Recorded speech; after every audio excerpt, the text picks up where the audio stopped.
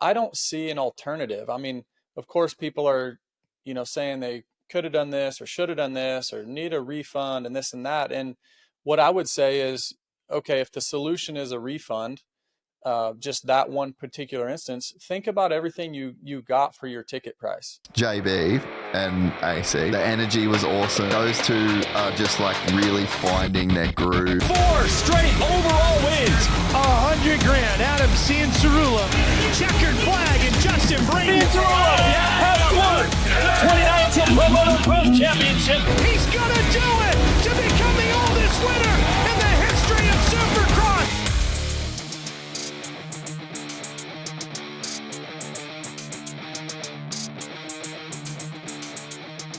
What's up, everybody? Welcome back to another episode of the AC and JB Show. We are back to work. AC, you and I were back in the mix this weekend, and I'll tell you what, it was good seeing you, man. That was fun. That was fun. It's good to be back at the races in general. I've talked about it before, but this summer, I just needed some me time, man. I just needed to chill, and I really did feel this weekend, and I don't know if it was like this for you too, because you had a lot on your plate. People don't realize, but play-by-play, behind the scenes, dude, you got a lot. You got a lot going on. My job's a lot easier, so it's less stress-free. But this was like, and I was telling you about this analogy, kind of in between takes there on race day live. But you know when you haven't ridden for a while, and you go to the track, unload, you go out there, you feel a little uncomfortable, but you come back, take a break, have some water, then you go back out, and sometimes it just feels like, damn, I've been riding 3 days a week. Like you just feel so much more comfortable. That's kind of how I feel now on TV. I still get nervous before we go live and stuff, but I think just finally starting to feel like not a rookie at this job. Not that there's not a lot of room for improvement, for both of us too. But it's nice to kind of get into a bit of a flow. And I don't know about you, but it feels like that it's what I do now, finally. Yeah. Before it's like almost imposter syndrome in a way of just coming from a rider, going to, doing the analyst thing. But it's nice, man. It's nice. Of course, not the way that we wanted to end it. We didn't get to do our post-race show, our interview with the 450 winner. Got canceled. We'll talk about this, but all in all, great weekend. JB, you did great, man. You're my play-by-play. You're my play-by-play for life, dude. It was fun. I enjoyed being back. It was like summer break, and then we're going back to school. First day back at school, and obviously seeing you sitting next to you all day for Race Day Live, the pre-show, the meetings on Friday, the rehearsals. There's so much behind the scenes where obviously we're working, but we're also bench racing. We're talking about different ways we're going to bring things up during the show. And it's truly a job. It is truly a job. And the biggest way I can explain it to people at home, or even if there's racers listening to it, is during your racing career, you start riding Supercross, you just ride the track and you're like, everything's coming at you so quick. Well, then once you get better and faster, everything starts to slow down. Now you can take different lines. You can look for different lines. And that's where I believe you and I are at in broadcast is, now we're not just trying to get through the show, because last year I was on the back foot. Like it was my first time hosting, and you're directing traffic the whole show, and it's like I just felt like I was behind all the time. Where now I feel like our producer for the pre-show, Bondo, always says, "All right, get up on the wheel." That's what it feels like. Now we're up on the wheel. We can play with it a little bit. We can kind of take things in different ways, and that makes it so fun. It makes it a ton of fun, and it was cool. It was fun to be back, and the first one done, out of the way. We had the most responsibility that, well, I did for sure. And even you, I mean, now in your role, we're going to do 3 shows. So we had 3 different rehearsals and meetings and a bunch of stuff. So it was a busy weekend, had a ton of fun. Good to see you, man. And it's cool. You had some of your neighbors out. Mm-hmm. It was nice to meet them. They came up to the Race Day Live set. And then we weren't doing last year. I think last year in the playoffs, you were doing the live call for the stadium as well. So you would do Race Day Live, live call, pre-show, post-show, which is essentially 3 different groups of people, 3 different jobs. So this time it was nice. Both of us, we didn't do the live call. So went up to the suite, to watch the motos, hung out with your friends. It was good to see your wife, Paige. She's awesome. Your kids. Yeah, man, good times. Local venue for you, 25-minute drive. That's got to be nice, dude. Yeah, it was super fun. It's really cool, and I'm sure you feel the same. When you move into a different neighborhood, we just moved here a couple years ago, and you meet all, our neighbors, and we've gotten really close, and then they start to watch Supercross and motocross and SMX on TV, and then they become fans. And then Kenny and Courtney and the kids came to our house last summer, and so they got to meet them, and then they become fans of Ken. So now they're watching on the weekends, and then they get sucked in, right? And now they come watch a race live. And I had several neighbors there that were able to watch it live, and they were just blown away. It's like, I'm sure you've had it happen, but you have friends come to races for the first time, and they're like, I had no idea. That was amazing. I'm never going to miss one. So yeah, it was fun. And there was a lot of people up in the suite that were excited to see you. I got a lot of text messages after saying how nice you were and how gracious you were to take some pics. So appreciate that. Always, brother. Always. Let's just get into it right away. How are we feeling about the just straight up cancellation?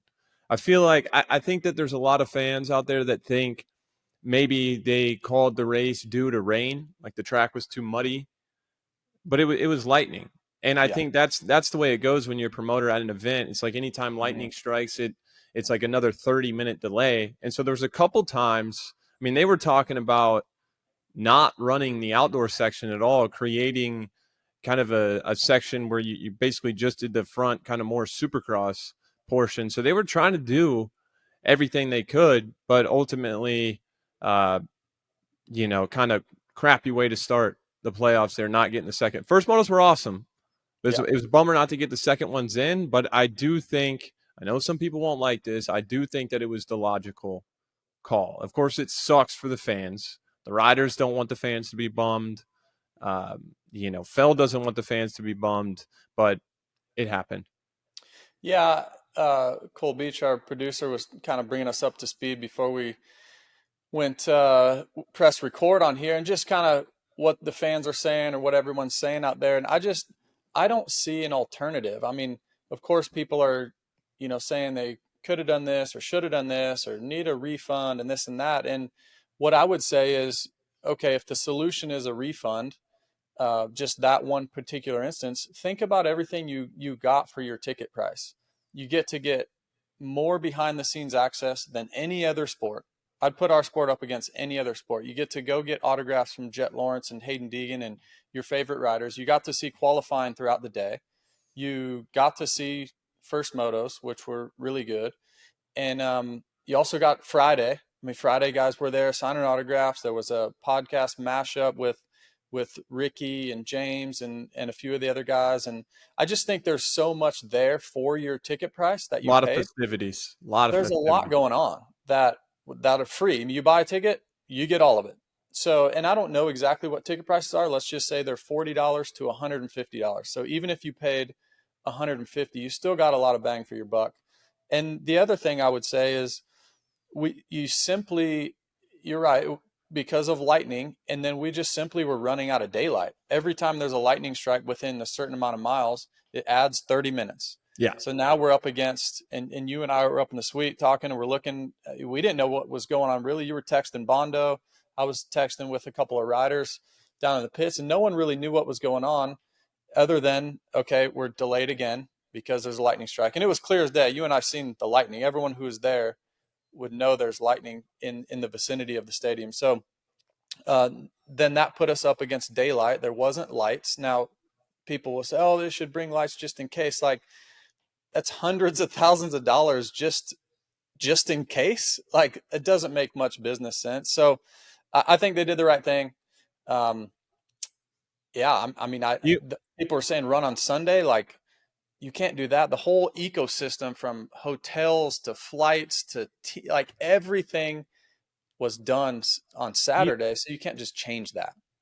People are going to say that because we work for Feld, that we don't mean, like, this is all something that, they told us to say. And there's no way this could be your own individual logical opinion on this. You understand that, right?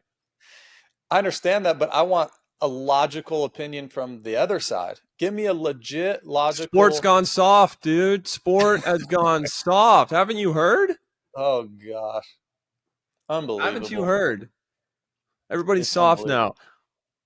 unbelievable. Yeah, What do I you guess. I think, mean, you had to be pretty soft to hit that rhythm lane and those jumps this weekend. Yeah, I mean, you must be soft. dude?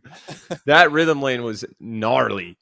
We'll Yeah. get into that. I want to talk about, because we had this conversation before we came on air here, and they had during the kind of during the delay there, before they knew which way it was going to go, they interviewed Jett, they interviewed Haiden, and Haiden was like, he did say, I don't really care either way. I mean, I don't really care either way. If they want to send us in the mud, that's cool. Either way, I mean, we're chilling. I'm a racer. We'll figure it out. I mean, I've heard a lot of people complaining about the track today, which I think is BS, because we're professional athletes, and I think you got to figure it out. So no problem with the track, and if we got to race, we got to race, and if we don't, then I'll take the dub. But he did make a point in saying that, a lot of riders have been complaining about the track, just saying that it was sketchy, technical, kind of hard to ride. And I think it was mostly because of the rain they got during the week. A lot of the obstacles were basic, but it was so ruddy and unpredictable. It was catching guys out. So I totally get Hayden's mentality of not complaining, because at the end of the day, everybody's got to ride the same thing and you got to do it.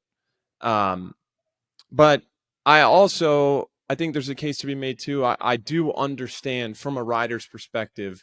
I do think it's okay. Like, yes, you have to go out there and do your best no matter what. But I think it's okay for riders to have some feedback on the track, right? Like the riders can be like, yo, this section right here, this, we got to do something about this. Like, where do you stand on that? Because I really do see both sides here. Yeah, I have a couple different opinions, but the first one is, and I've seen this even my last couple years racing, I felt like there was more unity, not only in, obviously now we've talked about Feld and MX Sports, and now we have SMX, but I actually felt like there was quite a bit of unity between the rider and Feld, because I was just doing Supercross only then. But Mike Mewey would come by, hey, what do you think? Is this section a little too dangerous? Should we change this? And he wouldn't just get my opinion, he'd get 10 people's opinion. And then you get your best, you kind of make a decision based off of that. But what I will say is we're always pretty biased. I mean, I want big whoops. The next guy wants small whoops. The next guy wants what Haiden wants and thinks the track's okay. The next guy thinks it's really, really sketchy. So that's what's really, really difficult. So you'll never get consistent answers to the promoters of the race. So I just think you have to have your best judgment. I think the track builders have been around, or I know they've been around a long time, and want the best for the athlete and for the racer. And you're just never going to please everybody. I mean, there wasn't anyone that I talked to or we've seen interviewed or anything that didn't say the track was difficult. The track was tough. Yes. And I think, like you said, the majority of that was they did mix in some sawdust. And then I don't know if you raced some tracks growing up that had a lot of sawdust, but when it rains, it gets so thick, and it will just like you could be wide open down a straightaway and let off the gas, and it just sucks you up. That's what it would look like it was doing. So yeah, it was purely, the track honestly was really basic if it was hard pack, but the dirt made it really, really difficult. And we kept making this analogy on Race Day Live, was it was basically an Indy SMX track. So what do we talk about going to Indy every year? Like, oh my gosh, it's going to be so ruddy. It's going to be so gnarly. It's going to be a tough track. That's basically the whole track here. And it was, 2 minutes long? It's a big racetrack. Long track. In that outdoor section, I didn't even know that they mixed in sawdust with it, but that makes a lot of sense. Because some of those inside, there's a couple of corners kind of in that fast outdoor section where the ruts were insane from the far inside all the way to the outside. But I did think, the 450 class, first moto, I think the pace was so high for the top 3 or 4 guys that when everybody's so locked in like that, it's hard, especially when you have Jett at the front. It's going to be hard to see some back and forth racing. But in the 250 class, like Hayden's ride, unbelievable. He was able to make passes and move around. But I can tell you this, man, on tracks like that, it is kind of scary as a rider, because you can really, you can do everything in your power.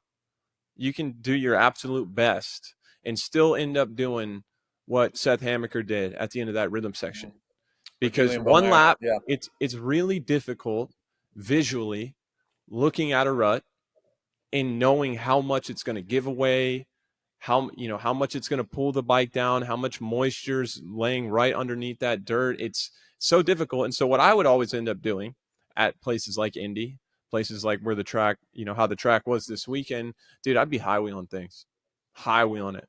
Just going off the jumps, off the back of the bike, get that front end up high, just in case that rut decides to reach up and grab the foot pegs. Is that crazy? I feel like No, that's it's logical, dude. I mean, I know It's you're the not. style god. No. But Nah. I was a high wheeler. Yeah, I mean, it makes sense because you just don't know what to expect. The other thing I will say is I know now more than ever, now we're the third year into the playoffs, people are making specific SMX settings. They're trying to get this kind of blend of supercross setting, very stiff, rigid motorcycle made for whoops and steep rhythms, and outdoors really soft, faster rebound, soak up some acceleration, chop and braking bumps. They're trying to blend these two. And I know for a fact there's several teams that had a kind of a blend. They're like in the middle. Well, when you have a steep rhythm lane like that, it wasn't even really that steep. It was just so soft. You need that hold up. And I mean, you made the call with the Hammaker crash. I mean, sometimes the shock is just a little bit too soft or blows through, or sometimes it's just straight up the dirt and it's motorcycle racing and it happens every year. And unfortunately, it happened. And yeah, I mean, difficult track. Guys still trying to figure out what settings work and what doesn't. And yeah, I mean, a lot of guys said it was the toughest track they've ever ridden. I mean, a few guys said it's the toughest track they've ever ridden. I seen a clip from Eli Tomac say that. Really? He's ridden a few tracks. He's done pretty well for a really long time. Yeah. So for him to say that, it must be it was tough. No doubt. Let's talk about that 250 race. Crazy in the beginning. Deegan, not such a great start. Somehow we were making our way up to the suite. So we kind of saw the start, missed a couple laps. By the time we get up to the suite, Hammaker's got like a 30-second lead somehow. Yeah, he was gone. Come to find out, Joe went down. Obviously, we watched it back, saw Joe go down there. But to me, hard to really say, right? Deegan was far and away the best guy. But do you think Joe's got a shot if he doesn't go down? There's part of me that's like, dude, Deegan was not going to be denied. I mean, Hammaker had 15 seconds on him, dude. 15 seconds. We're like, this thing is over. It's like 7 minutes left on the clock. And then 2 laps went by. You and I were standing right next to each other. 2 laps went by. And you said you were the first one to say it. You're like, Hammaker's not out of the woods yet, dude. No. But props to Joe, too. He got up, ripped through the pack. I think he ended up third. Third or fourth. Ended up third with Kitchen getting docked. Yep. Yeah. So yeah, of course, Hammaker got docked. Was it 5 spots, and then Kitchen got docked 5 1? points.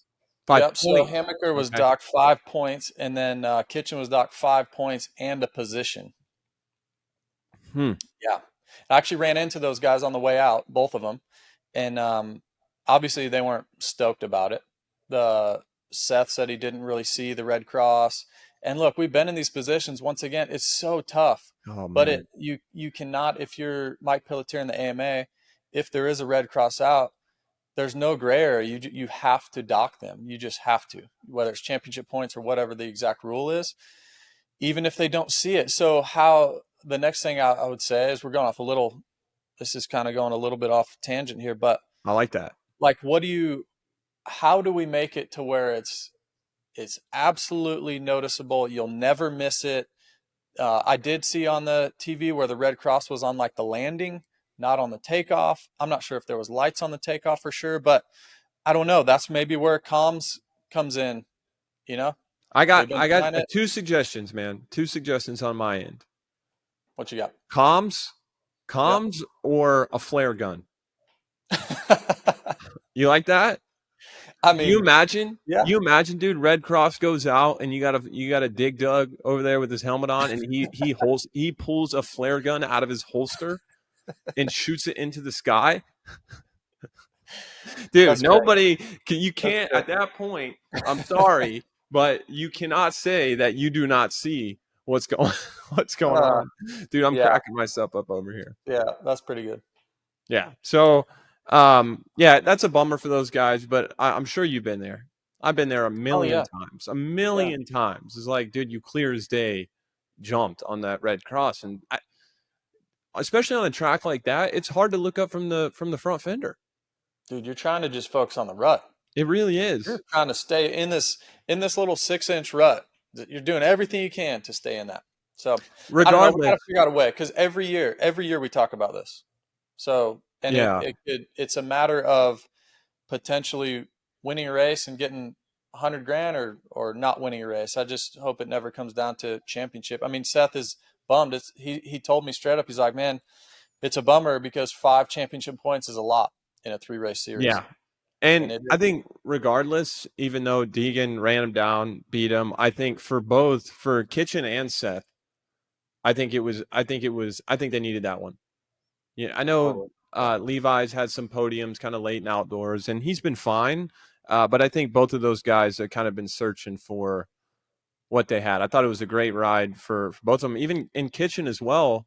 When Joe was coming up to him, like I think he put his fastest lap time on like lap 12 or something in the 57. So both of those guys really impressive. But what I want to see, Justin, so badly.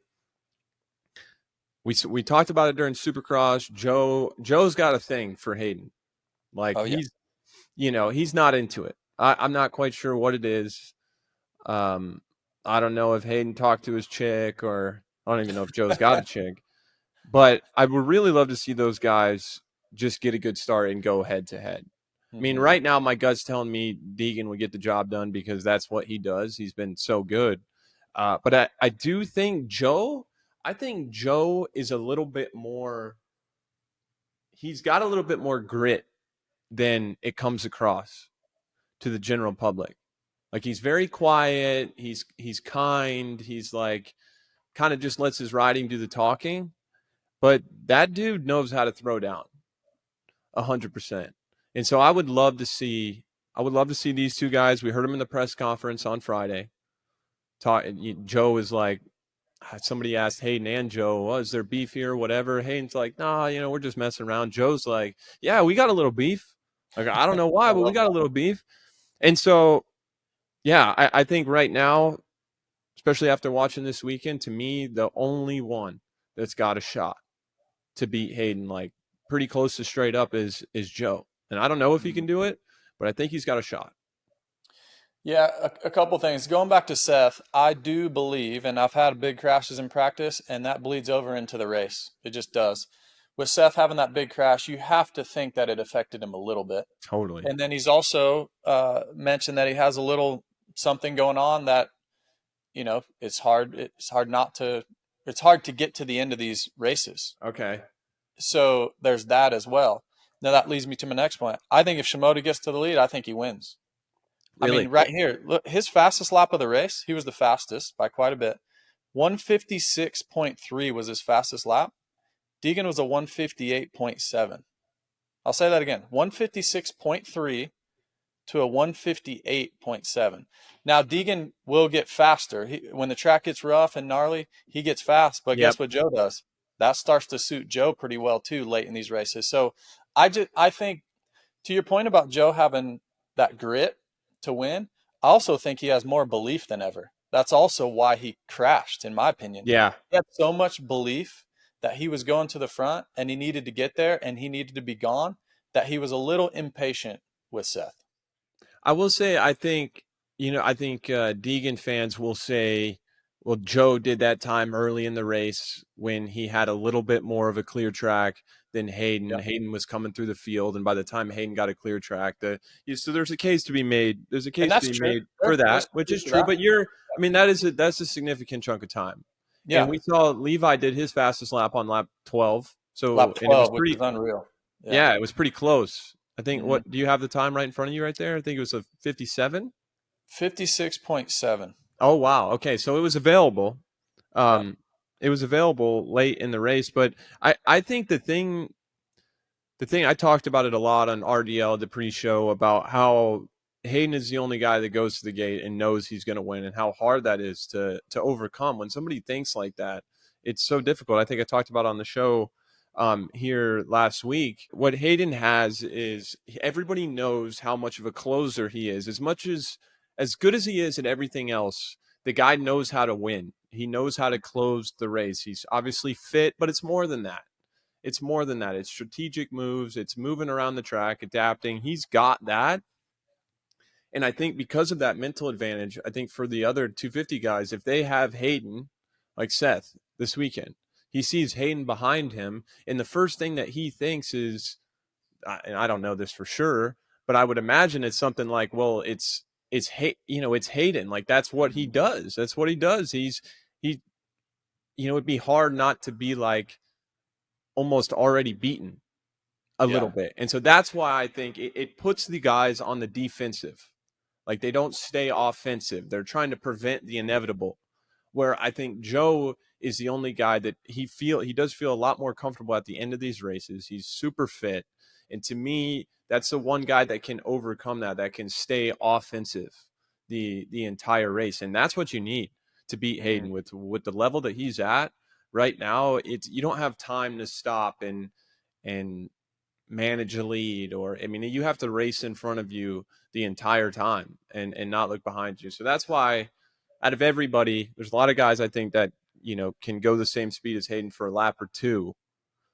But I think throughout the contenders, I think Joe is a prime candidate to get a win because of that reason, because he's able to stay offensive at the end of the races. Yeah, and also think, let's just say that Joe gets to the lead and he did that 156.3 on lap 2. Then that's, the next lap he goes down. Let's see if he can do another 156 and he can back those up a few times. He's got a bigger lead than Seth had. So, maybe with Seth jumping on that red cross, that might have helped him get that little bit of a lead too. So there's a lot going on there. I just think, to your point, it's not even saying we think. Joe has proven it in the past. We know that he can go the distance. Like you said, he's potentially the only one because he's proven it before, and he's won these races from the front in dominating fashion. So that's going to be really interesting to watch this weekend. But full kudos to Haiden. That was an unbelievable ride. Unbelievable. The way he was making passes, the way he did it. He's so good. He's just so good. His bike looks great. It's fun to watch. He's got that like swag when he's riding. It makes it look fun. He's a guy that you watch him ride and you can almost tell what he's thinking in a way, especially from, you and I's seat, having kind of been there, maybe not on quite that level, but just as a racer in general, it's fun to watch the guy ride. I want to move on. I want to talk about Forkner because he had a couple good rides. I think that was Washougal. He was in the top 5. So we've seen some flashes throughout the year for Austin. It's a really hard thing to do when you've got, I don't know how much we've talked about it, but it's a really hard thing to do when stuff keeps happening. You keep getting injured. You had that big one at Dallas a couple years ago that gets replayed so often that I saw the replay on the broadcast, the start of the broadcast this weekend, and at least they didn't let him hit the ground. Like they cut away before he hit the ground. But cut away, huh? Anyway, it's hard. And, his goal is always just to get through this year. And so I think Austin's one of those guys where, in dirt bike racing, for whatever reason, it really just in sports in general, guys that get hurt a lot tend to get, a lot of hate. It's very easy to be called fragile, this, that, get a lot of hate. But I feel like if you get to a certain point where you just keep coming back, showing up, having a positive attitude, working hard, you eventually win everybody over. Everybody wants to see you succeed. And I think that's where Forkner's at right now. He was a guy that came in. I remember I was teammates with him his first year. I think he was 16 years old. Like, dude, that kid was unreal. And he's still really good, but just kind of going from being the next big thing to falling all the way down and coming up. I think there's a lot of people rooting for him right now. And I loved how he responded in that position. I really do. Like, he had Haiden behind him. I think he had Haiden behind him for like 3 or 4 laps, dude. And you and I were talking about it, that rhythm section, which was the focal point of the entire day. I think Austin was doing it better than anyone. He's going 3 onto the tabletop, 3 onto the tabletop, onto the next tabletop, and he was really taking his time. And this is what made that next triple so difficult, is off that last tabletop. If you went a little bit too long into that transition, it would send you right over the bars, because at that point you're jumping too far into the face. The suspension's unloading. But if you clip it, you obviously don't have enough momentum. Your suspension's not settled. You can't do it. I thought Forkner was doing a great job kind of taking his time, getting off that tabletop, getting it cleanly, pushing the bike down, and getting that triple. And I think that's what allowed him to – I think there was a couple other parts of the track where he was losing some time. But I think this section allowed him to stay up in it in the beginning. And very easy when you're not used to being up front. He hasn't been up front a lot this year. Really easy to start racing behind you or to ride out of your comfort zone. And that's, I saw a lot of Austin staying within himself. He was poised. He was intentional about what he's doing, and nailing this rhythm every time, JB. Yeah, love to see it. Love everything you said, about, excuse me, about Austin. And, I think with all the injuries, you probably get humbled up a little bit, because everything was coming to him pretty easy when he first went pro. And I mean, he was so dominant. And then he had a knee injury in Nashville, lost that championship to Chase Sexton, and, and come back and win that first round of that East Division, and then get hurt, I believe the next weekend in Arlington. It's tough to keep coming back. And now to do what he did in Charlotte, I really think it's going to unlock something. And I'm going to ask Austin in St. Louis this weekend, which is kind of a home race for him. So remember, those home races, he's had a lot of success right around there. He rides that dirt really well. So he could be up in that top 5 again. But I would just be curious what he would say as far as how he felt up there. Was it normal? Because that was a normal thing for him for year after year after year. And then you get knocked down and it doesn't feel as normal. So I just wonder if he might have unlocked something in his brain again that says, no, this is normal. I can go this speed. This isn't too difficult. I can stay within myself and things aren't coming at me too fast, because that's what can happen. You're off for a while. Things, like we opened the show, things come at you so fast, you make a mistake, boom, you're down again. You're out for another 3 months. Come back, oh, things happen so quick. You want to be back right where you were. And it just takes some time. And now it's taken time. He raced every Supercross. He raced every motocross race for the first time in his career, which is crazy. But it's the first time in his career where he's been healthy all year. And now I think if he can really finish off, obviously top 5 was great, but if he can finish off these next 2, go into an off season healthy, we're going to be talking about him a lot next year in 2026. I really believe that, because remember, he qualified in the top 3 a few times. And we were like, oh, remember there was one Supercross where we were super pumped. He was on top of the board for a while on Race Day Live. And we're like, yes, Indy, a Forkner sighting.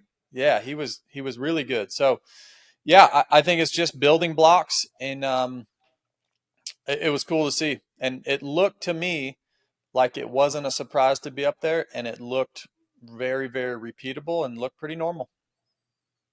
The hard thing, I think, in his position, and just taking a look at his career in general, is when you're used to winning and you have this overwhelming desire to win, and more specifically not to lose. I think this is where I always talk about, you guys know me, I'm always talking about like emotional intelligence and managing your emotions. And when you hate losing so badly that you can't even, like, it eats at you, it kills you. And it's so easy when, sometimes early in my career, if it wasn't going right, if it wasn't going good, I was getting passed, I wasn't, I would do anything.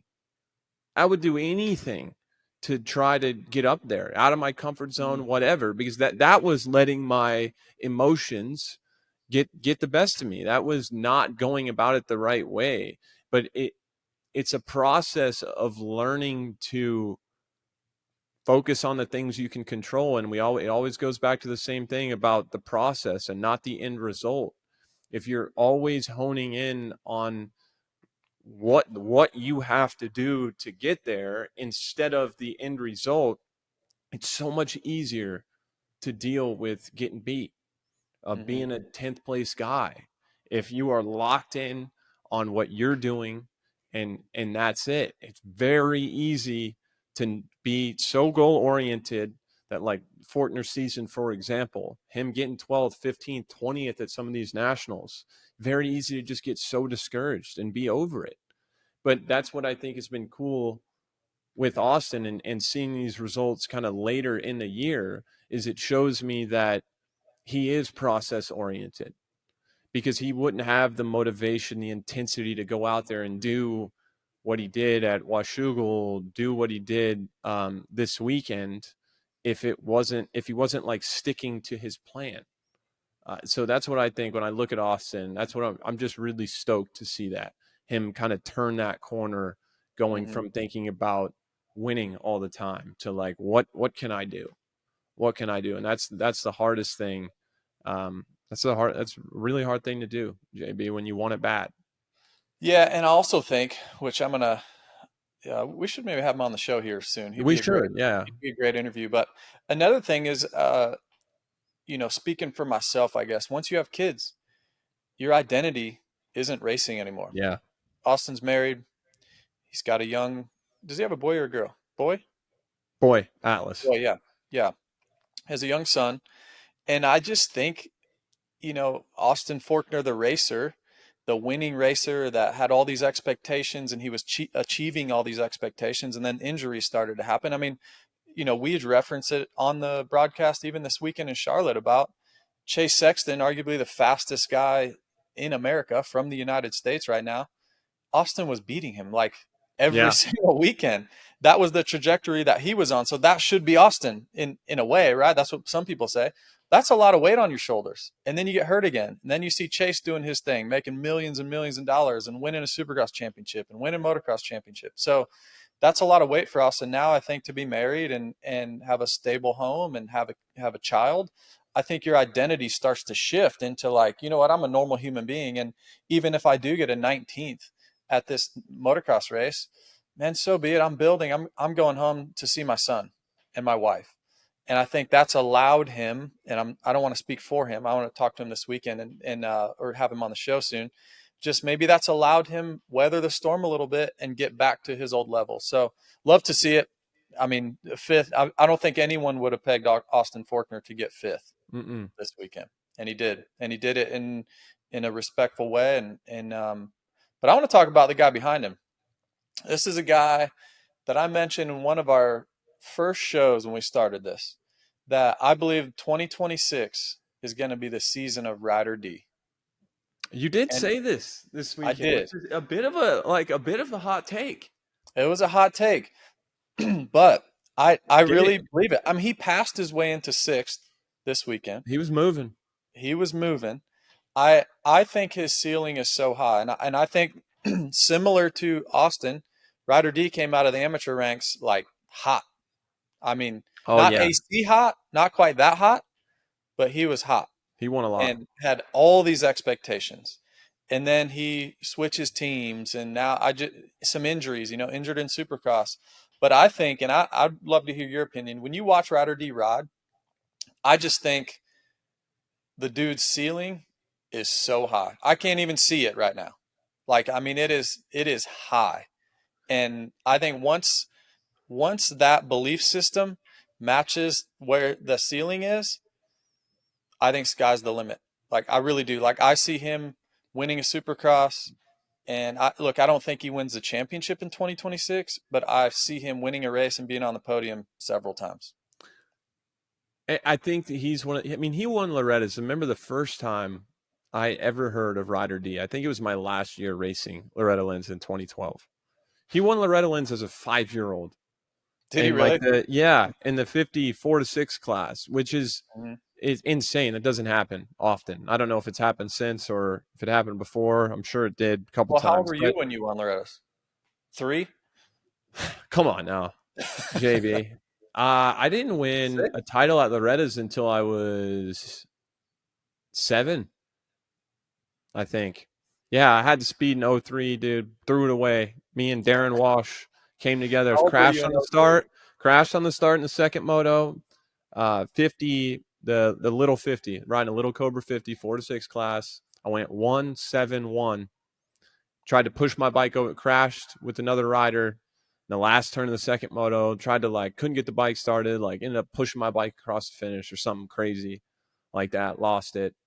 Yeah. Anyway, I don't know why we're talking about this, Yeah, but didn't he's one of win those. Full Beach. You hear this guy? Didn't win till I was 7. Oh, it took so long. He Ryder D, I think, is the type of guy, which I agree with what you're saying. I can't quite say 26 is going to be a breakout year yet. I think there's a couple more things he's got to figure out, but he clearly has so much natural ability. And I can tell What's you, he got to figure out? if he Tell me. does put it, if he does put it all together, he's a guy that can be up front. He hasn't been up front a whole lot so far in his pro career, but he's a guy that could get up front and it not feel really foreign to him. I think Yeah. he's going to race really well from the front of the race. That's what happens when you're a kid and you're used to winning all the time. It's going to come back. So he's got that right away. I think if he can put the fitness and speed, intensity, starts, everything together, I don't think he's going to have a problem closing some of these wins if he has the other ingredients, but he's lacking some of those ingredients right now. And just watching kind of his trajectory over the last few years, I love what he did this offseason. He was kind of a skinnier kid, put on a lot of muscle in the offseason. I love to see that kind of all-in dedication to being better. But just interviews, everything I've heard these last few years, it's like he's had the kind of problems like Hammaker's having right now.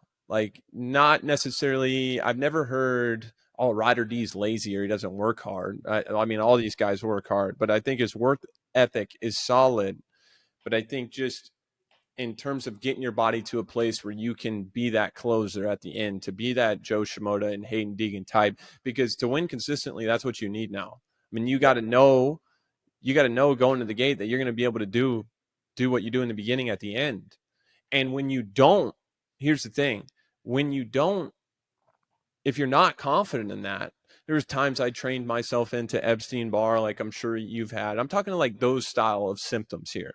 When you're not confident that you can do it at the end, that affects your mindset on the gate, affects your confidence level, affects how you attack the track in the first part of the race, because it's always in your head of, can you make it to the end? You got to be efficient and all these things. And so I don't even think in spurts, I don't even think we're seeing Ryder D's all out in the beginning of these races yet, because I still think he's got a little bit to go getting his body and getting his confidence level to the point of I'm going to kill these guys at the end of the race.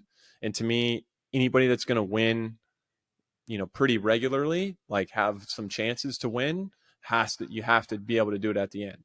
You have to be able to do it at the end. And so that's the only thing with Ryder D where I'm waiting to see that coming around. And I really do think that he can do it. I agree. I think it's a good call. And he had a ride. He was great. He was great at Charlotte playoffs in 24. If you remember that, I believe he got a podium in a moto, maybe third in the first moto. So the stock's on the rise. JB, is he at Gas again next year? I think so. Yeah. I don't know for sure, but I'm assuming so. The last thing on Ryder D is he has to take a gamble and trust himself enough when he's going to the line at Anaheim 1 or whatever coast he rides. Trust himself enough and gamble to get the start and put himself in position for it to feel natural enough again. You know what I'm saying? Because you're right. I think once he gets in the position, he's like Forkner a little bit. Once you get up there, you're like, oh, this doesn't feel foreign to me. I'm used to this. I've won enough races in my life. It's all the same. Honestly, he's racing a lot of the same guys he probably beat through the amateurs. So what's different? Well, the difference is now you're at a high level and there's money on the line and there's a lot of pressure.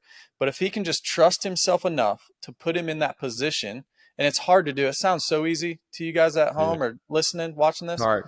It sounds so easy. Just be like, oh, just go get the whole shot and go from there. I'm telling you, we're in our head all day long at the race, and all week long we're talking to ourselves nonstop, and we're just like, you have to almost trick yourself into believing it and trust yourself enough one time. It takes one time to get up there and put himself in position to win. And next thing you know, he's going to have 3 laps to go at a Supercross. He's still going to be in the lead and be like, oh, that was easy. Well, then the next time is going to be easy as well. And if he can get that unlocked one time, I think he's going to have a similar, and we'll get to Julian Beaumer here in a little bit.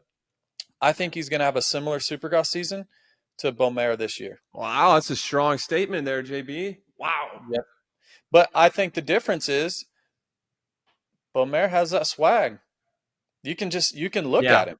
Totally. Right? Like, you can just look at him, and when he talks, he's, whether he truly believes it or is tricking himself into believing it, I think he truly believes it. But he believes that he's going to go get the whole shot. He believes he can take it to Deegan. He believes he can take it to these other guys that willed his way to win at San Diego. And if Ryder D can trick himself into that, because sometimes you literally have to trick yourself into it at first, then I think sky's the limit for him. Because when you watch Ryder D ride compared to anyone else, you're like, I mean, I watch him ride, I'm like, he's better than 98% of these guys, bike skill wise. So why can't he do it? I can tell you that I had, the first couple of years of my career, I trained myself into a place of like almost a point of no return. Like, so Really? I have so much experience with that. Like, you go and get blood work done and everything sucks. Like, doctor's like, dude, what are you doing? Like, what are you doing? This is awful. You need to sit on the couch for 6 months. We don't even know how you're walking. But so dirt bike riders somehow have a way of getting there, and it's not uncommon. But I do remember coming back, trying to build myself back up in like 2016, 2017. I remember Mitch Payton would tell me that. He'd be like, just go out there and give me everything you have, and then just figure out how to make it to the end. Just go out there, show me some flashes, show me some speed. And dude, it's a hard thing to do. It's a hard thing to do because you are in for one heck of a fight to get to the line when you redline about 20 minutes into an outdoor national. Dude, there were some times that it was tough, but I agree with you. I think that's a good call. Ryder D on the rise. Good ride this weekend. Bummer about JuJu, man. Yeah, I saw it was a burst fracture in his back. He was just coming off the concussion too at Budds Creek. It's a bummer because he was so good. This was, you talked about on Race Day Live, but like, this was his coming out party kind of last year. And yeah, track got him. Yeah. Huge bummer. Big crash. Sounds like he's going to be okay. I was actually messaging with Julian last night. He's in here, he's in Charlotte. So I just messaged him, we've been there, like we've been in the hospital, and I don't know who's with him, but just message him, hey man, if you need anything, I'm right up the road. Would love to help out and come by, say hi, bring you anything. So Justin Braden, great guy. Well, I just know, dude, you've been there too, right? I'll never forget. I was telling Paige, my wife, this last night, because it's funny. I was messaging with him, and she asked, like, have you heard if Julian's all right? And she doesn't follow it that close. I mean, this. She's not like watching the races and stuff, but she had seen on social media that Julian had a crash. And so I was telling her, I'll never forget, I crashed Dallas Supercross one year, and I was in the hospital for like 2 or 3 days just by myself. The team flies home and they go about their business, and I'm just by myself. And I put myself in that hospital bed now that Julian's in. And I would have loved for someone just to reach out, So yeah, totally, dude.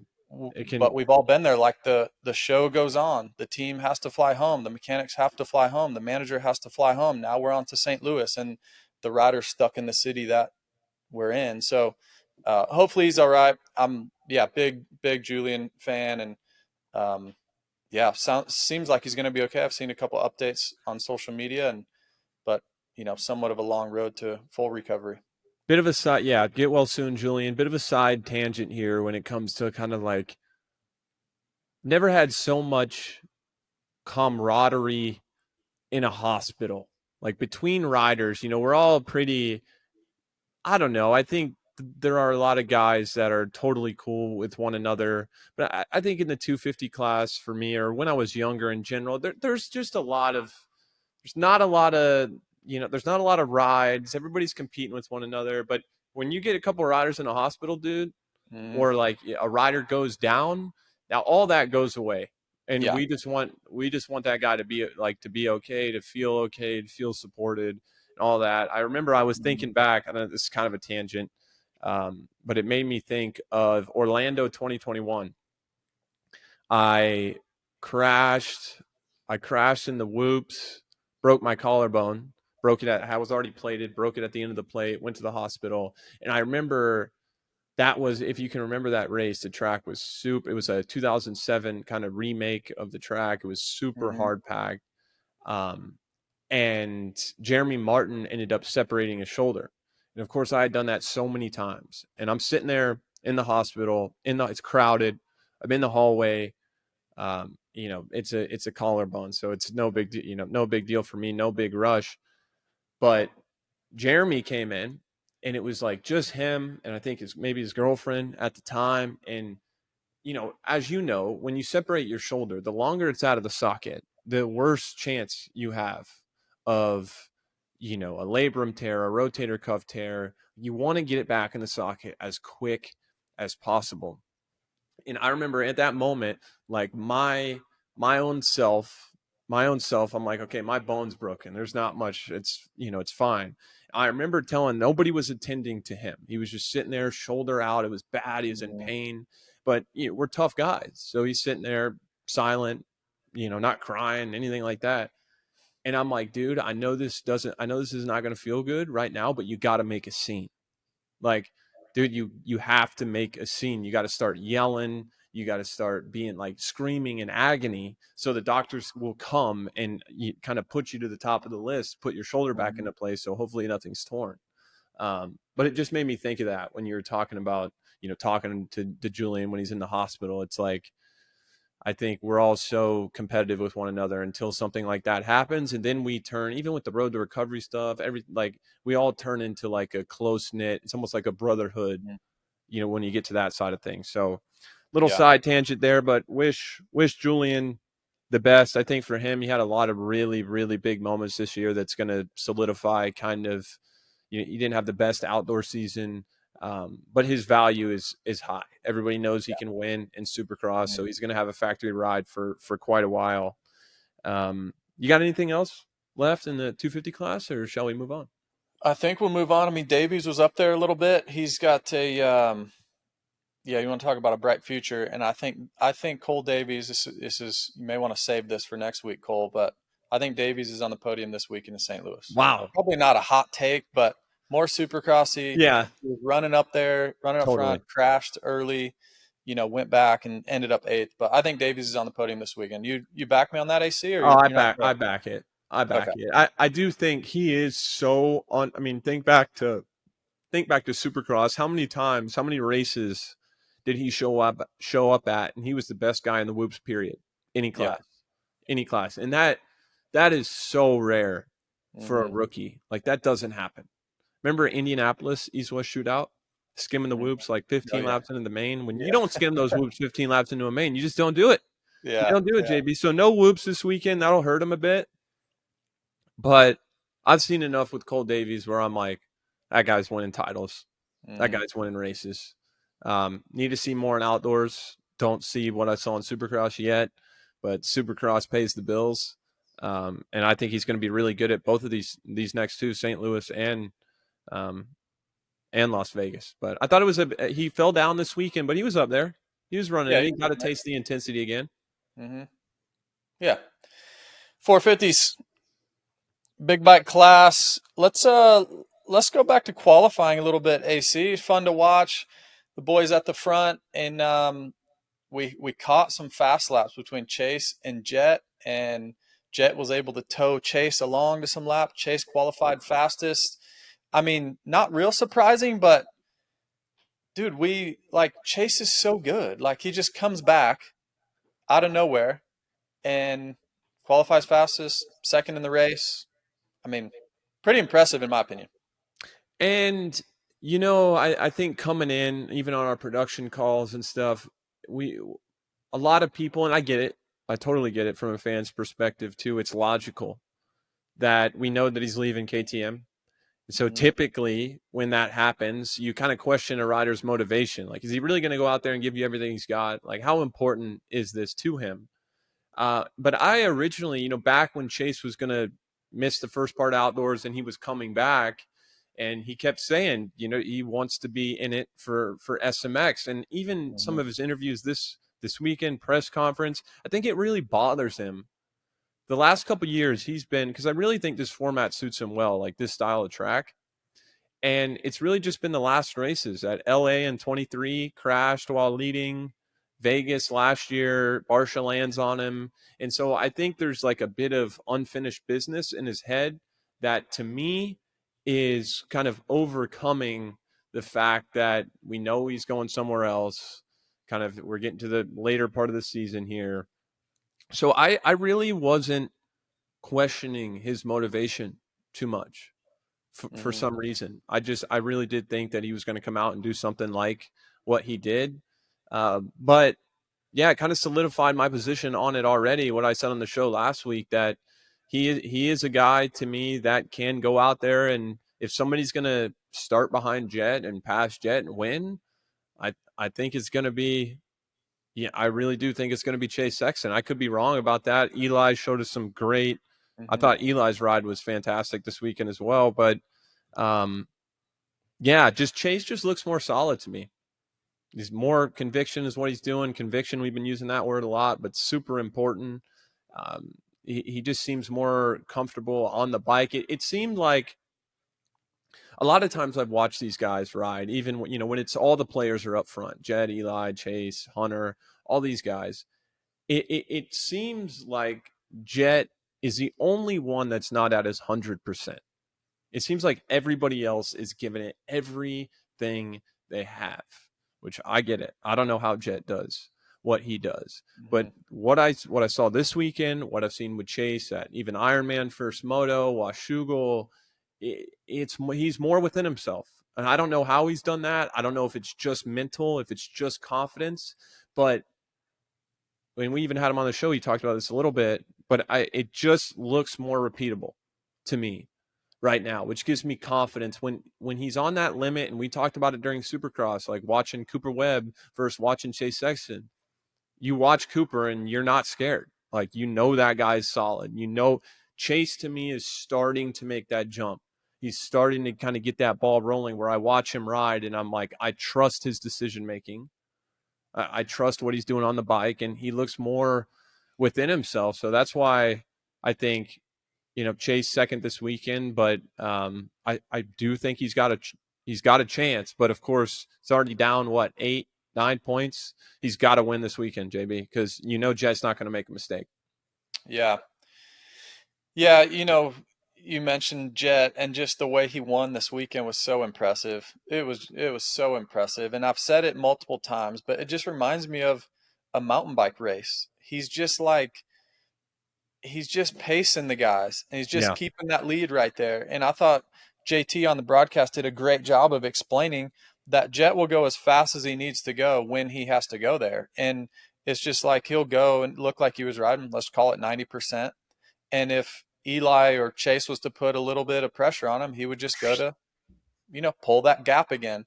And if they wanted to fall back a little bit, then he would kind of go back with them, and then he'd switch the ride at 70% or whatever. I'm just making these numbers up, right? But that's just the way it looked. And when somebody's doing that, when you're doing something at 80%, it's pretty repeatable. And I think that's where Chase is starting to get to, where it's not all out and boom, something happens. All out, boom, something happens. Where it seems like now it's just more repeatable. Even in qualifying, he made a couple mistakes. Everyone's making mistakes, but even though he's making those, he's still qualified fastest, because we got his fast lap right on Race Day Live, and it was like, well, he made a few mistakes. Oh, to the top of the board. So that tells me it's like he's got some speed to burn, which he has for a while, but it looks more consistent. The mistakes aren't big mistakes. They're just kind of little ones that are really manageable. And I thought for sure, we said right when the gate dropped, like, oh, Sexton, whole shot. He had a killer jump out of the gate. His jump was incredible because he was lined up. Look, we're analyzing everything. That's just what we do now. It's just what you and I do. We're like Let's pull looking this at start everything. up. I'm like, wait, Chase is lined up in between Jett and Hunter. I'm like, ooh, I don't know if I like that. Two best starters in the business, Jett and Hunter Lawrence. Like, I don't know. And then the gate drops, and we're like, oh, Sexton, whole shot. Dude. He's got it. His Got jump was so clutch. And I've talked about it on here before, but the Lawrences, they're strategic like that, dude. They do work together to an extent. Mm-hmm. They really do. And yeah, we saw him in between. And when you're in that position, dude, it's like championship kind of on the line. And whether it's, think back like 05, Glenn Helen, Alessi versus the pro circuit team. Like anytime you're in that position, you got your rival on your right and your left. Dude, Mm-hmm. there's never been in your mind, there can never be like more emphasis on getting the jump. Yeah. It's everything. And I think, again, for Chase, and I haven't talked about how impressive Jett was this weekend because I feel like at this point, people know where I stand on Jett. It kind of goes without saying how unbelievable what he's doing is. It just does. But Chase really locked in, dude, and got that jump. It was pretty special. But yeah, just ran it too far into the corner. Mm-hmm. Too far into the corner. Jett snuck right around the inside, and just I do still think that there's nobody better than Jett about keeping a clear mind, like when he's on the track in the heat of the moment. Doesn't matter what's going on. Like his ability to think clearly and make good decisions is, I think, a huge reason why he's just consistently able to do what he does. Yeah, it seems like Jett. We call it Monday quarterbacking, right? The people who can tell us what to do from the couch or whatever. Jett makes the decision on a Sunday that he should have made on a Saturday, but he makes it on a Saturday in the moment. You know what I'm saying? Like, yeah, he makes the perfect decision all the time. It's like a hindsight 2020, right? It's so easy for us to look back on the race and be like, this guy should have done this or this guy should have done this. But like you said, to be so clear in the moment. Yes, it's so difficult to do. I'm sure Chase is watching it now like, oh, I should have braked a little bit earlier, held a little bit tighter line, not drift so wide. But then Jett just ducks underneath and like, what would Jett have done different? Okay, a better jump, but like, well, he still got the whole shot. So, yeah, he makes doesn't beat all himself. the right decisions. What's that? When does Jett beat himself? I mean, occasionally we saw it. There's a few races in outdoors there around Redbud where he took the front on the first lap a few times, but that's just trying hard. Like that's just him. I don't know, that's just making a mistake. But in terms of decision making, when's the last time he like self-sabotaged himself out of a win? Been a while. I think was it a couple years ago where he jumped into the tough blocks? Was that in Dallas? Oh, that was with Forkner. Once again, it's just but that doesn't count, dude. The kid was like 13 years old. Yeah. He's 13. Winning races in the 450 class. Yeah, he's impressive. I was impressed with Chase, though. I was impressed with him all day long. Think he's going to be a factor. I like him in St. Louis as well. I mean, think he's going to be great. But it's that first 30 feet. You know what I like? 30 feet in the first turn. You know what I really like is I love the way Tomac responded when he tipped over. Yeah. I talked to you about that during the race, but Eli, with Eli, if he's not comfortable, he's prone to have some of those races where it's just like he kind of cashes it in, is smart with it, which, dude, at this point in his career, like I don't blame him at one bit. And that's we talked about it, one of the reasons why he's been able to be so durable. But I love to see, of course, he's on the scoop tire. We can run this tape back a little bit and watch this crash happen here. But with the scoop tire, JB, and maybe it's just me. I don't think it is. It was always more difficult for me to get the scoop tire on lean angle just because of how the knobbies are on that tire. The bike kind of wants to stand itself up to me. And so you see, he just doesn't get his back tire completely settled in the rut before he gets on the gas. And he got on the gas, obviously not realizing his back tire wasn't in the rut. And down he goes. But he got up and had Hunter Lawrence right behind him. And I love, sometimes it takes a second for Eli to get back going again. Not at all. Not at all this time. He crashed, he went down, and he was right back to it, which to me, after some of those rides during outdoors where clearly he wasn't comfortable on the bike, to me, that's a great sign of like his mindset of him feeling like he's in this thing. It's not win or nothing to him. Mm-hmm. You know, he wanted to get as much points out of that race. So I think it says a lot about where Tomac's head's at. And when Tomac's comfortable on the bike, you pretty much can never, you know, completely count the guy out. Yeah. Yeah. He looked comfortable all day. Even on Friday during the practice sessions, he looked really good. It looks like he really wants to be there. It looks like he really wants to be in the fight for this win, and he has the belief to do it, which seems like he always does. But honestly, I just chalk that up to just a simple mistake of wanting it. You get on the gas just a tiny bit too early, and maybe it wasn't even that. Maybe he got on the gas the exact same spot, but Jett went by before and just knocked a little piece of dirt out because the rut wasn't that deep. So yeah, simple mistake. But I love what you're saying there, because it's so easy. You could see he was hitting on his lever, must have been his lever up a little bit. And sometimes your bar's a little bit tweaked, your front wheel's a little bit tweaked. It can be so easy just to like take half a lap or a lap just to kind of like, oh, dang it. And your heart rate spikes, you're picking your bike up. It's really, really easy to just kind of be like, oh no. And you let Hunter by and you get fourth and you think, all right, well, I got another moto to get on the podium. Well, no one knew then, but there wasn't going to be another moto. So it was an awesome ride for him to be able to push through. And Hunter Lawrence, he has the fastest lap. We were talking about it before we started the show. He was the fastest guy. So it wasn't like he wasn't fast or wasn't catching these guys. He was. And so yeah, solid ride for Eli, solid ride for Hunter. And what I thought was interesting is looking at the sheet right here. So the top 5 all did their best lap on lap 6, which that's the point we were talking about earlier with Jett. If someone wanted to push, Jett could go. And so that tells me that specific lap, whether it was Chase pushing Eli up to Jett, because Eli would have been in second then, you know, or I believe Eli would have been in second. Not exactly sure what lap he went down, but either way, like they were pushing each other up to one another, and each guy was able to step up on lap 6. Like I love to see that type of stuff. It's really cool to get kind of analytical and see exactly what's happening, because there's ebbs and flows of these races. You've been there. It's like people might think it's just an all-out sprint. You're going all in. No, you're kind of like I say in a mountain bike race, you can't go wide open the whole time. So you sprint a hill and then you chill for a little bit. It's like you sprint the outdoor section, you get back inside the stadium and you're like, all right, take a little, you know, relax a little bit, get back in the flow, and then sprint again. And it's like a yo-yo effect. And that what you're talking about, the ebbs and flows of a race, you know, most of the time it's very intense at the beginning. Everybody gets sorted out. Then you kind of have this maybe 4 or 5 laps in, you get to this place where you kind of settle in. Mm-hmm. And, you know, as a rider, man, I remember used to doing sprints back in the day, or even starting at 30+2. It's so hard, like right away to go. I could go, say I had 5 2-lap sprints to do.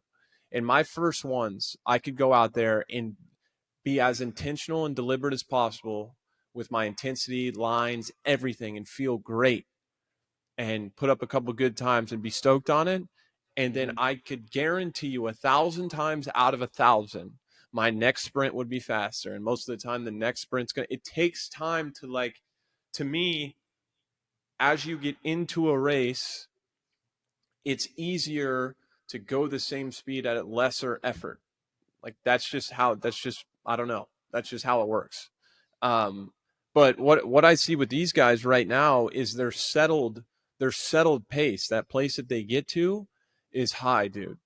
Yeah. Like the place everybody, it almost like, it looks like a sprint. Almost. It doesn't look like they're settling, but they are. It's not 100%. It's not everything, but pretty much all those top 5, top 6 guys have figured out, I guess it was the top 5 this weekend, have figured out how to make that settled pace faster than it used to be. There's not really that time. You don't have time to take a breath and chill anymore. That's just not the game. It's not the game, dude. And I thought Hunter not as great of a start for Hunter. Kind of got shuffled back, didn't make moves early, but yeah, obviously fastest lap time, so he's still in it. You can't count him out. He won Dallas, one round to the playoffs last year. Poor Justin Cooper, dude. Yeah, Talking about him, it's like Yeah. I feel like because he is, I called him the silent assassin this weekend. He's so quiet, nice guy, lets his riding do the talking, nothing too flashy on the bike. And so I really did think it was a massive accomplishment for him to be the number one seed going into the playoffs. It was one of with Mookie, missing the first round here due to an injury. It's the only guy that's raced every single race. And so coming in with the number one seed, of course, we talked about him a lot. And then just disaster, crash, stuck on a tough block. Like the whole entire season spent grinding to be the number one seed. 10 seconds out of the gate drop of the first moto, dude, it all comes crashing down. That sucks. That's not fair. Yeah. It's not fair, dude. Life's not fair. It's not. It's not. Yeah, what a bummer. The reason I was kind of chuckling when you mentioned Justin Cooper was I was just about to say, we started the show with the cancellation and people are bummed. But what I will say is it's pretty, other than Justin Cooper, everybody's kind of where you thought they would be. Maybe you put Shimoda ahead of Hammaker, or, you can do a couple things there, here and there. But like if they run a second moto, it probably ends up really close, other than Justin Cooper. So it wasn't like we had some crazy result where like, oh my goodness, Tomac and Jett finished 15th and 16th. They need a second moto to get these points. None of that really happened other than J. Coop going down the first turn. But 22nd to 11th, awesome ride. Do want to mention RJ Hampshire, 12th to 5th. Yeah, solid. Late. That was solid. That was a great ride. What did you go down in the pits after the race and talk to Kenny at all? What was he saying? Yeah, we went and hung out at his bus for a little bit, and he was in good spirits. He was in really good spirits. Thought that one thing that I really liked talking to him about was just how he wasn't content at all. He was happy. You know how Kenny can be sometimes. He can beat himself up a little bit. And, kind of like, I need more. But it was like he was content and happy, but he was also like, I got to be better and I can be better. Like he had that fight in him. You know what I mean? Like he seemed motivated and ready to go to St. Louis. Like it was almost like he was ready to fly to St. Louis that night. Like I've got more. And what I will say is I said to you, like the first half a lap, I'm like, Kenny's going to the lead. He's going to the lead because he started like 5th. Yeah, he moves in the beginning. Was all over Tomac, and he was doing like the Kenny special. The first 2 laps were just unbelievable. Wasn't quite able to get there, and then RJ got him late, so he got 6th. But Kenny will be a factor. There's no doubt about he's going to be a factor this weekend in St. Louis. I think it'll suit him better. Yeah, I think it'll suit him better too. I don't think I think he's at that point in his career too, where on a track like that, he's not going to risk it the same amount that he would somewhere else, something a little bit safer. But I wanted to ask you something, Justin. You were talking about kind of Kenny's attitude after the race, and that's a difference. I think sometimes people see riders react, say they have a really bad race, and they react they're not super worked up about it. They don't appear to be like really beating themselves up. I think it's a natural conclusion to come to that, maybe the rider just doesn't care that much. But as you know, and this is what I wanted to ask you about, it's like, how long did it take you to realize that just destroying yourself, punishing yourself for not executing, for not doing it, is detrimental to your results going forward? And so there isn't one single rider out there that hasn't had to deal with that in some capacity, and everybody reaches the same conclusion of like, it sucks, dude. It sucks, but for your own sake going forward, for your own success and results going forward, you got to figure out a way to look at it less emotionally and be like, this is what I did wrong. There's no need to go too crazy and punishing myself for it. I don't need to, lock myself in my room all week, because it's just not, it's not beneficial to your program, JB. But I don't know about you, man. It took me a lot of years to figure that out. I felt like I deserved it. Like when I didn't do well, I felt like I needed to, that voice in my head, dude, that thing was real mean, real mean. There's probably a rider on a bike ride or on a run right now listening to this, punishing themselves because 100%. it's so normal. It's so normal. It took me, I mean, years and years and years. And honestly, there were certain weekends where and everybody's so different, but I like the physical pain. Like I like to suffer on a Yeah, you bicycle do. or You go for a sicko. run or in the gym. So there is times when I would get confidence out of that. And now it probably wasn't the best thing. Like if you just took the numbers specifically and you drew my blood and you were like, here's the best thing for you this week. Well, sometimes that's not always the best thing for you mentally. Like sometimes I needed it for myself to hammer down that week. Not the right thing to do, but if I thought it was the right thing, then it was the right thing. So, but yeah, now to Kenny, it's like you get to that point. I think it just comes with age. I really do. I just think you have to go through certain things. You have to learn for yourself. You can tell my 8-year-old the stove's hot, 100 Still times. got to touch it. He's going to touch it. So you might as well just touch it, burn yourself, get it over with. Now you're not going to touch it again. And unfortunately, we have to touch it multiple times. And then you finally learn, like, okay, yeah, maybe some positive self-talk is good. Maybe I should read this book. And then what's crazy is now goes all the way back to when we had Jett Lawrence on the show. To hear his maturity at his age is mind-boggling. It's crazy, dude. It's mind-boggling. And it also shows everybody watching and listening to this, and me, and probably you, Adam, that, learning from a guy like Jett, like we can all still learn, but also him having so much success, it's not by accident. It's because he's doing these certain things. And maybe Johnny O punishes him certain weeks when he might need it, and we don't, and that goes unseen. But I mean, he's just doing all the right things at the right time. Even Haiden as well shows how much maturity he has. Definitely. And I think Kenny's finally there as well, to where he's not going to beat himself up over it. I think there was a lot of positives. He hasn't raced in a long time. You can count Unadilla, but it's like, can you? He's been out for a while. So yeah, I think he'll be really good moving forward. And that positive attitude, it goes a long ways. Even though when you're in it, you don't feel like it is. You want to be negative. That positive attitude goes a long ways. That it does, JB. The only thing left I have in the 450 class is I just wanted to give an honorary shout out to Guillaume. Yeah. He maybe not, he wasn't spectacular in the first moto. Wasn't spectacular, but practice, he was up there. First time on SMX for him, obviously coming over from Europe this year. Dude, the guy looked good, man. I don't know much about him. I don't know much about his career. I've heard the name. He's done some great things over in Europe, but I thought, wow, dude, for his first time doing SMX, like, guy looked solid on the motorcycle. Yeah. Yeah, I was really impressed last week. Went down to Club MX. He's been riding there a lot. And there's this really long, pretty technical rhythm lane that everyone there was messing up. They couldn't get it 2 laps in a row. Dude, Guillaume, just no problem. Every lap.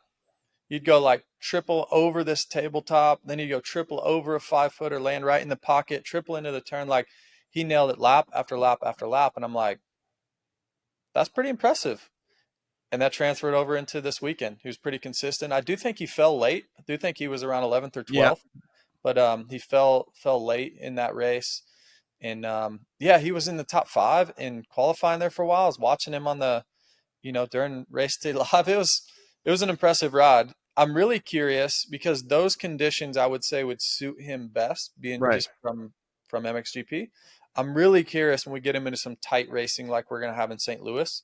Because I raced Valentine a lot at like Geneva Supercross and Paris Supercross in the off season, and he's got some skills. But I'm really curious if he can do the same thing he did this weekend or this past weekend in St. Louis.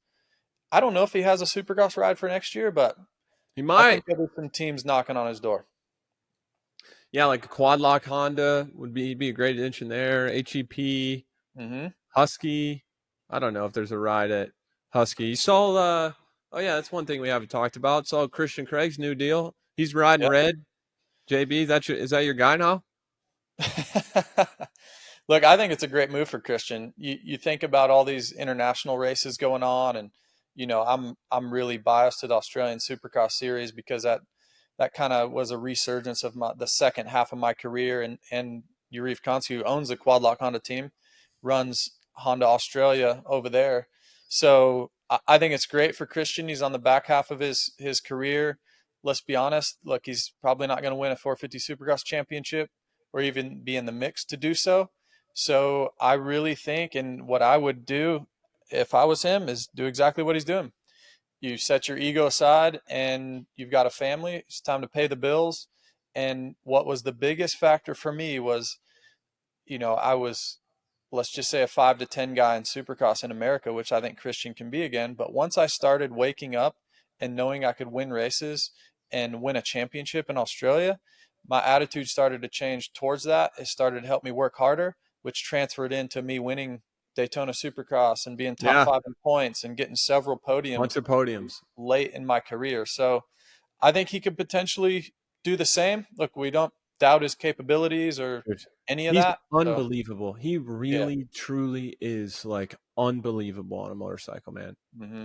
Like to me, he's like him and Josh Hansen. Both of those guys on a dirt bike are just like, I don't get it. And it doesn't always, for both of those guys, it didn't always transfer to good results, but that doesn't mean I just the skill. I admire the skill. And I've seen Christian. I've spent times. Christian Craig's the one that got me into golf. Him and Cole Healy. Yeah, they came to Florida to train outdoors 2017. And yeah, they golf. And yeah, anyway. But just the things that I've seen him do on a bike, dude, like, wow. And I just think, again. What up? I want to see that whoop speed again. We haven't seen it in a while. Yeah. I think he just needs to get the ball rolling. Yeah. Since that year, he went up to 450s with Husky, and you had some health stuff going on, and it's like you kind of get in this rut, feel like things are happening to you. He's got to get, like what you said, what Bondo talks about, getting up on the wheel. I think this is a great spot for him to go to Australia, get some confidence, do those off-season races. And like you said, I mean, I think he's a guy that I wouldn't rule him out. Like if he raced Supercross in the premier class the next 3 or 4 years, I wouldn't rule him out to like grab a couple sneaky podiums. Like I think he's got that. I really do think he's got that in him if he can kind of climb the ladder in his mind a little bit more. You know what I mean? So I think good pickup for those guys. And JB, that's pretty much it for me, man. Wish we got to see the second Motos this weekend, but St. Louis, a little bit more Supercross style. And dude, you've been talking about this dome, St. Louis dirt. I've been hearing about it since we got the schedule, since last year. So it's unbelievable. What are we thinking? What do you like about St. Louis? Well, I'm really biased. I'll start with that because St. Louis was always my home race because Minneapolis was only a few hours away from where I grew up in Iowa, but we only raced there Pits suck there in Minneapolis. Easy on that. That stadium was sweet. It is. So whenever we wouldn't have Minneapolis, St. Louis was always my home race. And I love the dirt because it's similar dirt that I grew up on. I feel like it's soft enough where you get really good ruts, but then you get to a harder base where like Indy, it just keeps going. Like the rut's endless, similar to this past weekend in Charlotte. So the rut gets good enough to where you can have so much lean angle and so much grip, but then the base of it doesn't keep going. The one thing that I will say, and I've heard JT, I believe we talked about it either last week or we talked to him this past weekend about it. We're racing a little bit later. Typically Supercross in St. Louis would be, March or April, and they would have had snow. The soil would be pretty good, nice and wet, where now it's been baking all summer. Is it good enough? Can they get some moisture in it to create that really, really good dirt? I think they can. I think the dirt's going to be amazing. And why do we need moisture, dude? I don't, you guys always talking about we need a bunch of water, a bunch of ruts. I'm not saying that. Go turn on 2004 bar to bar and watch Anaheim 1. Chad Reed, I think he lost his silencer with like 4 to go. That thing was smoking. But dude, it's like you used to have to be able to ride Blue Groove, man. And I'm not saying we need to go that gnarly. I'm not saying, I get it, 450s, whatever. But enough with this water nonsense, bro. We need some dry tracks. Ask Tomac. Ask Tomac what he thinks about that. I guarantee you he'll agree with me. And if Eli Tomac says he wants it dry, I'm just saying, in order to get that really, really good St. Louis dirt, I think we're going to need to put some moisture in it, and everyone will be happy. I promise. A lot of sand. A lot of sand. There is a lot of sand. Yeah. A lot of tear-offs. I wouldn't be a fan of that. I was racing. JB, you're awesome, dude.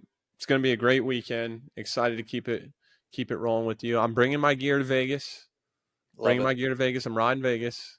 I need you to figure out, get a bone growth stimulator for that wrist, cryotherapy. I need you to do whatever you got to do. There we go. I got some movement. The cast off. Cut the cast off right away. Cast was on for about 17 minutes. The drive from the hospital home was about 14 minutes, so it's on for about 17. Wow. Well, JB, let's keep the momentum rolling this weekend. I had a bunch of fun. Let's do this thing. Appreciate everybody listening. We'll see you guys in the dome. Let's go. See y'all.